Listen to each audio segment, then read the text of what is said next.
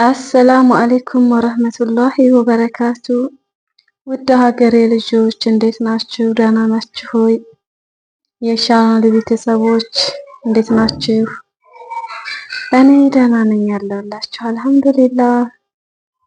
በውጭም በሀገር ውስጥም ያላችሁ ስራ እንዴት ነው? እኛ እንደለት አልሐምዱሊላህ። ዛሬ የላችሁ በዚህ ሁኔታ መጥቻለሁ። ያው አንዳንድ ጊዜ ወደ ሀገር ልንገባ ስንል የማናስተውላቸውና የሚያስፈልጉን ነገሮችን ብዙዎቻችን አናውቅም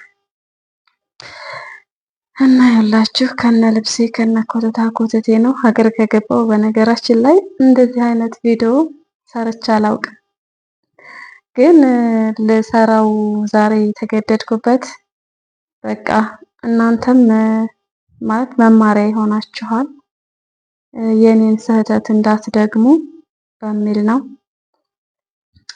እናማ ውዶቼ እንደኔ በሰው ሀገር ያላችሁ ወደ ሀገር ስትገቡ የሚያስፈልጋቸውን ነገር ኢንሻአላህ እነግራችኋለሁ። በጣም ወሳኝ ነገር ማለት ነው። እኔ ወደ ሀገር ስመለስ ያስፈልገኛል የምለውን ጥቂት እቃዎችን ካርጎ አድርጌያለሁ። ግን ያስገባሁት እቃ አገልግሎት ላይ አይውልም።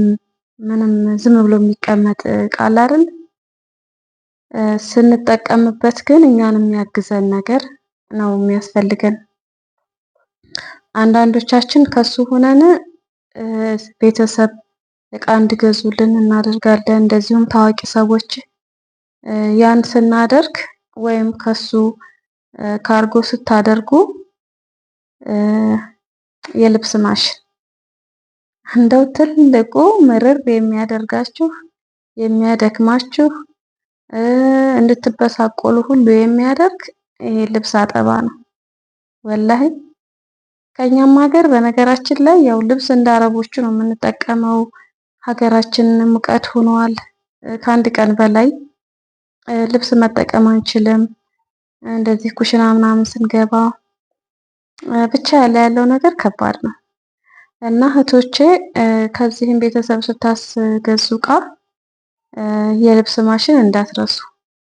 እኛ በሰው ሀገር የኖርነው ብዙ ጊዜ ከሱ ኖረን እዚህ መጥተን ልብስ ለማጠብ ራሱ ጉልበታችን እንደ በፊቱ አይገዛንም። በነገራችን ላይ እጃችን ምንም አያጠብቅም። እኔ እንደውም ይሄን ምን አደረኩ መሰላችሁ? ጠዋት አካባቢ እንደዚህ ዘፍዝፌው ዋልኩኝ። ከሰዓት ነው ፀሐዩ ትንሽ በረድ ሲል የሰኔ ፀሐይ ታውቃላችሁ፣ ትንሽ እንትን ሲል ነው ያጠብኩት ማለት ነው። እንደዚህ አድርጌ ልብሴን አጣጠብኩኝ። ምንጣፌም ቆሽሻብኝ ነበረ፣ ምንጣፌንም አጠብኩ። ይሄ አሁን ልብስ በስንት ውኡታ ነው ያለቀልኝ ማለት ነው። እና ውዶቼ ያው ከኔ ተማሩ። ከአንዱ አንዱ ሲማር ጥሩ ነው። አስፈላጊ የሚሆኑ እቃዎችን ስትገዙ የምትጠቀሙበት የአንዳንድ ነገር የቤት ኮተታ ኮተት መጥተን የማንጠቀምባቸው እቃዎች ብዙ ናቸው።